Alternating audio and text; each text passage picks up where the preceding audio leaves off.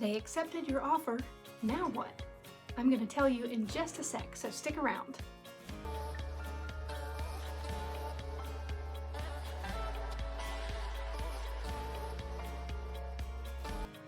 Hey guys, welcome back to Audrey's Insights, formerly The Real Estate Show. I'm Audrey Wise, realtor here in the Asheville area. Today I'm going to tell you what to expect once you're under contract. First of all, congratulations. That's exciting to be on your way towards owning that home. Okay, let's get into what happens once you're under contract. As soon as you have a signed contract, within the next 5 days you'll be writing 2 checks. One will be to the seller for due diligence if a due diligence fee is part of the contract.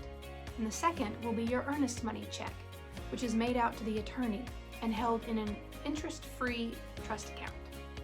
Your realtor will most likely pick those up from you and deliver them for you. Another thing you'll need to do as soon as you have a signed contract is get a copy of that contract to your lender. Hopefully, you will have already begun the loan approval process, but if not, you'll need to get everything that the lender needs to them as soon as possible. Third, your due diligence begins as soon as you have an executed contract, and you don't want to waste any time investigating the property. You or your realtor will be lining up your home inspection as well as any other inspections you may wish to have done, such as a pest inspection or a radon inspection. And I recommend that you be there if possible. I usually meet the inspector there so that I can see firsthand what's going on.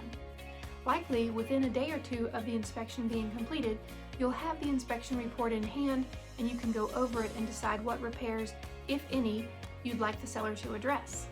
By the way, I've put a link down below for a free buyer's guide. Click it to get your free copy.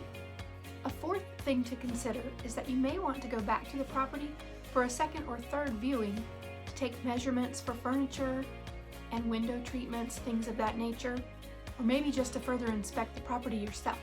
If you haven't already, you'll want to start packing and preparing to move. Most of the time, the day you move out of where you're living now is not going to be the same day that you get to move into the home that you just bought.